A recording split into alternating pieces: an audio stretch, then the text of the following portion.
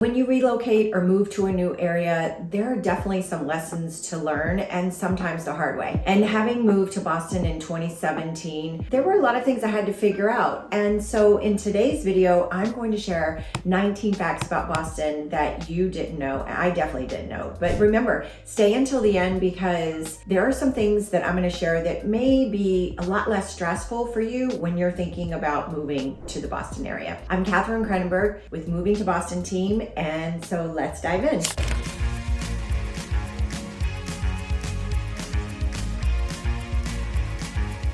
Fact number one, Boston is no New York City, and definitely no New York City nightlife. Boston literally shuts down between 1 and 2 a.m. And when I say shut down, I'm saying like everything is closed. Not only that, but Boston has no happy hour. I mean, that was like one of the first things I learned about when I moved here, and I was like, no happy hour? What happened to that? Fact number two, Mike's Pastries in North End are very well known. And they have like 20 cannoli flavors. But size doesn't always matter. I would say taste does. So I tend to go off the beaten path of Hanover Street and head over to Bova Bakery. They've been around since 1926. They have a variety of options, and I actually love their service. So you definitely want to go check them out next time you're in North End. So here's my third thing. Where is the best lobster roll? Now, we know that Boston is famous for its seafood. We can totally vouch for that. But I feel like everyone has like their version of where the best lobster roll is. I'm going to tell you three that I didn't know about. So a lot of people will think that Eventide and Fenway holds first place for lobster rolls, or maybe even James Hook and Company. But I have to say that I have two, maybe three of my favorites. And the first one is Neptune Oyster Bar. That's located in North End. And what I love about it is that the portions are actually bigger than you would find in other places. But it is definitely a place that does not take reservations, so we're pretty much gonna probably find a line there. They serve hot lobster rolls as well as cold lobster rolls. Definitely a place worth checking out. My second is Yankee Lobster, and it's run by the Zantee family who have owned it for generations. This is one of my family's favorites. It's pretty bare boned. It's located in Seaport at the end of Seaport Boulevard. They have some outdoor seating and they have a variety of food, but lobster roll there is amazing. And I would have to say Row 34, also in Seaport, is really delicious. So you've got Chef Jeremy Seawall. I actually met him at a private event, and I love talking with him about his vision and what he prepares at this restaurant. But lobster roll, definitely number one at Row 34. Here's the other thing I would say. Is Cheers iconic or is it overrated? And when I say Cheers, yes, I am talking about the hit TV show. So if you're looking for an iconic bar in Beacon Hill, everyone likes to go and visit Cheers. Now, there was another location at Fennell Hall, and that was open for 20 years until COVID. Sadly, the rumor is that the landlord was not flexible during that period. But if you are looking for a traditional pub, head over to Cheers. They have a variety of pub food, but I wouldn't say it's iconic from that way. I would say it's a little underrated, but it's definitely worth going to check it out, especially if you think you want to have a drink next to Norm. Number four, I would say that the friends that you make here, and if you grew up in Boston, are really your lifelong friends. For me, Boston is a little bit like small town America because there are so many small towns and each of them have something unique and different. It takes a little while, right? Because people who are here have grown up here.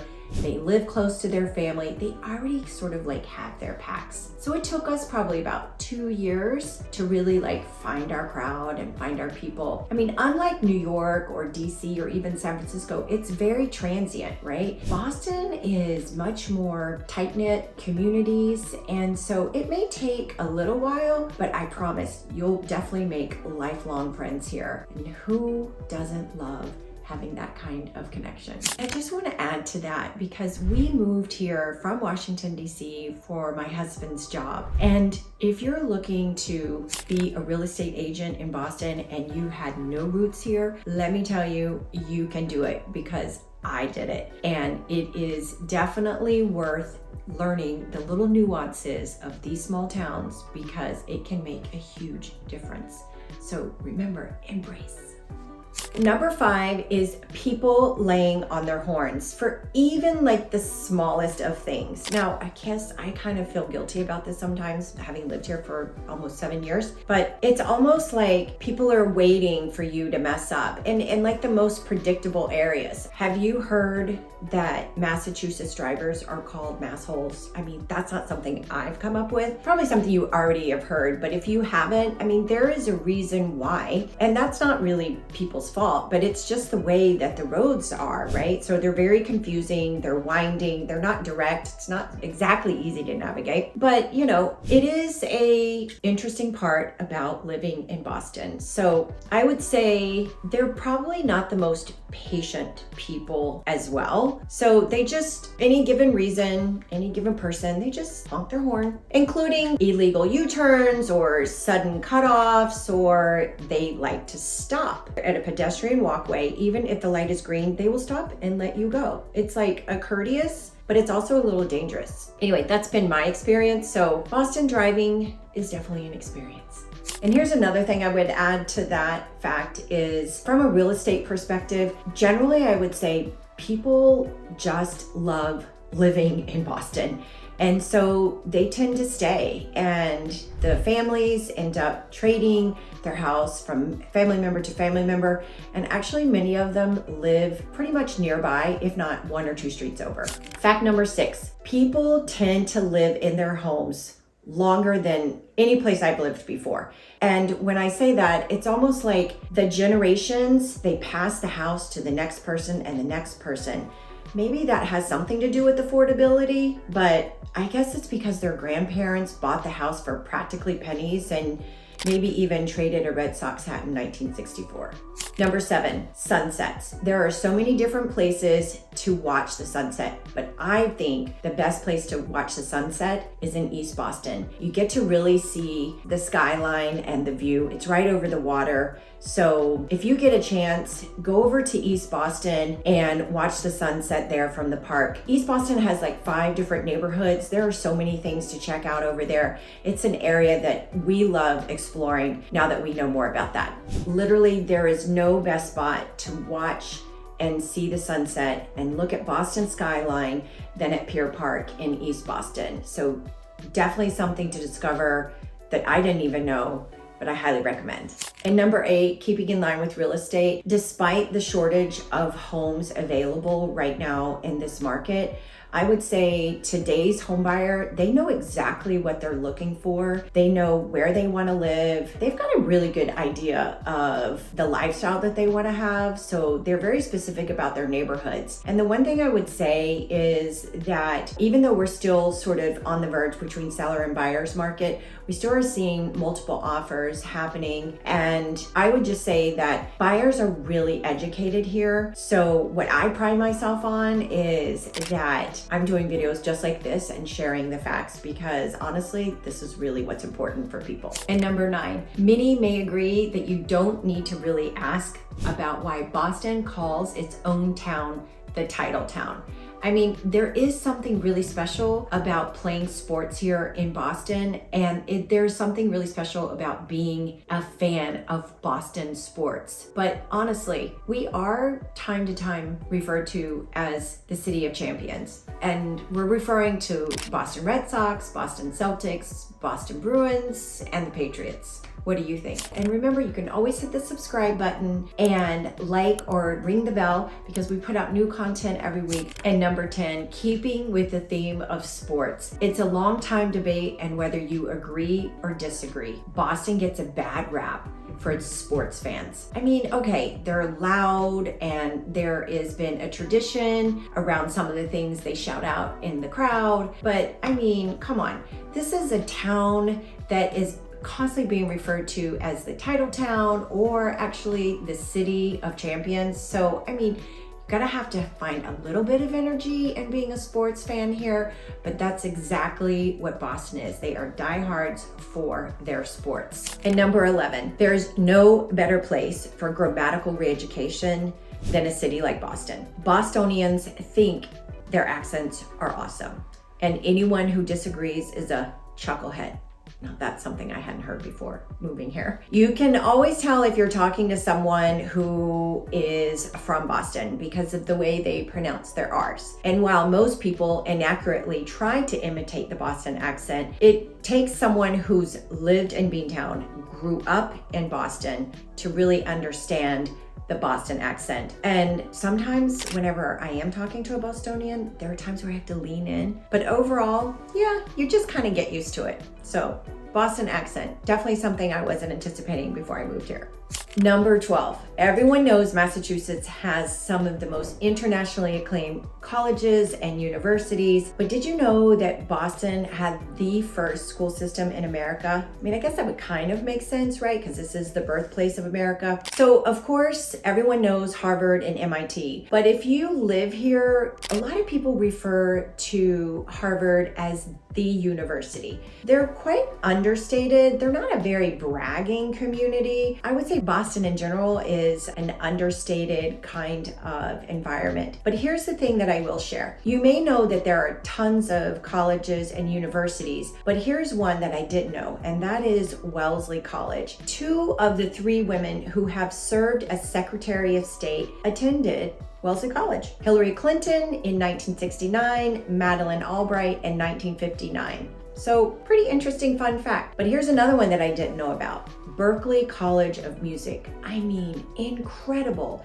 It's represented over 96 countries, and some of its alumni have collectively won more than 250 Grammys and Latin Grammys. Now, that's something I didn't know. And number 13, no video about Boston facts is complete without Dunks. Dunkin' Donuts, that is. That's the short term for Dunkin' Donuts. It was founded in 1950 in Quincy. I think Boston, Massachusetts, and New England, they will all agree that Dunkin' Donuts is the linchpin of New England. They have over 260 stores, 15 or more even alone in the Boston Logan Airport. So you can't really glaze over the fact that Dunks are the hub of Boston, or Dunkies, as they also call it. But whatever you call it, Bostonians worship Dunkin' Donuts. And number 14, it may not be worth trying to rank the 5 subway lines in Boston, but there are definitely lines that are more convenient, have better service, and actually looks pretty. But I will say this, the green line that services the suburbs where I'm at is definitely the lowest on the list. They have the most frequent stops. They have one of the oldest cars because you kind of zigzag when you're sitting in it because it's obviously like the oldest subway line in America. And there just seems like there's always something wrong with it.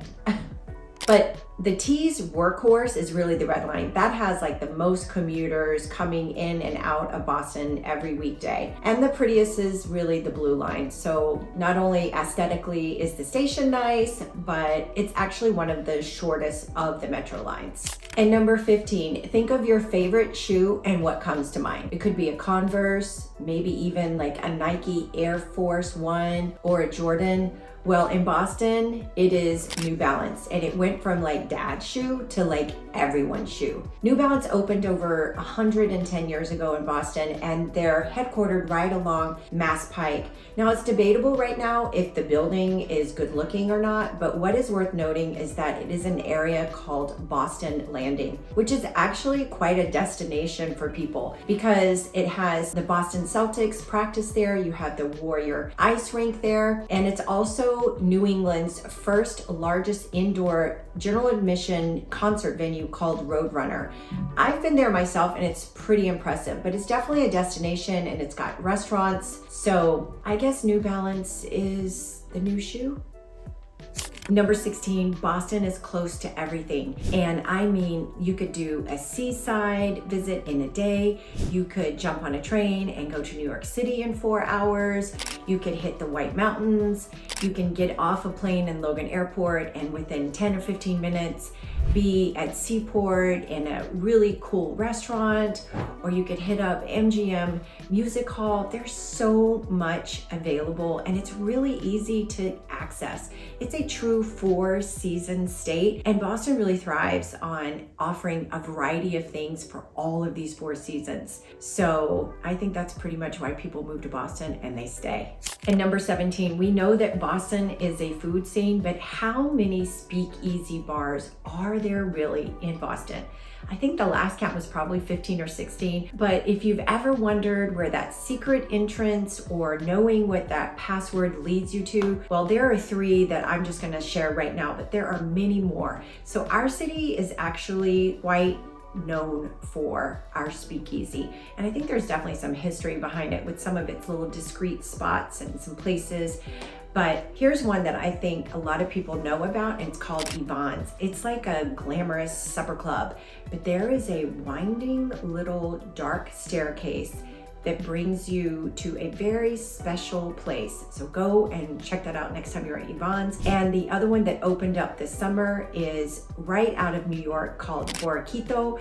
And my experience in New York was we went through like this taco place, which is very much like it is in Boston. They open up like at 11, but if you go through the freezer door, it'll take you into a very luxurious speakeasy, really nice tacos. I remember that in New York. So you're gonna wanna check that in Boston. And also, who doesn't love Next Door in one of the coolest neighborhoods in Eastie? Now that place is really special. It mostly serves drinks, some small bites, but the passcode there, well, I remember going there and we knocked on the door. Anyway, it's kind of special. So check out the speakeasy scene in Boston. Number 18 is really special to me because it is a shout out to some of the most incredible Instagram handles out there, profiles. If you want to know anything about Boston, you have to go to Bucket List Boston.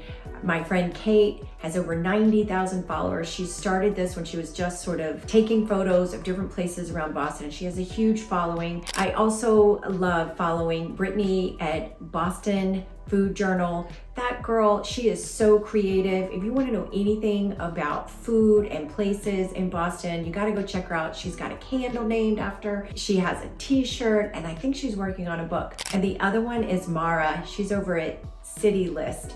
And they really do an amazing job. If you want to figure out what's happening on the weekends in Boston, or you want to go to where the best places for rooftops. And then a little bonus is Joycraft. Anything and everything you want to know about Boston. She even has her own app. So go check out these. If you are moving to Boston, or even if you already live here, those are my definitely go-to for learning and exploring Boston. And number 19 is Boston's arts and cultural scene. This city boasts 3 renowned art institutions, not to mention a dozen of smaller museums and galleries throughout the region, including independent film industry to jazz music to arts and festivals. I mean, it's really incredible. And I love that the underground music scene is growing here. It's pretty fun.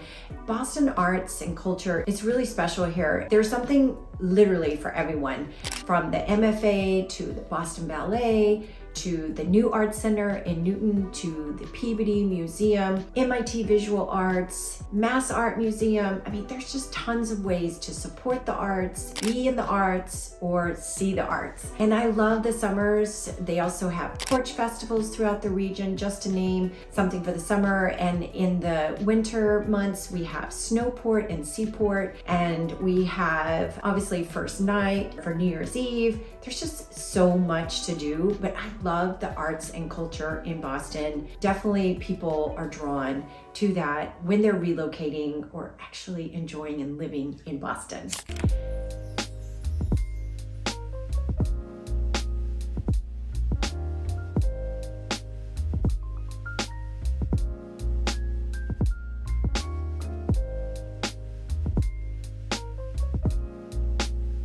So I'm Katherine Kranenburg with Moving to Boston, and if you stayed here through this whole video, I just want to say thank you.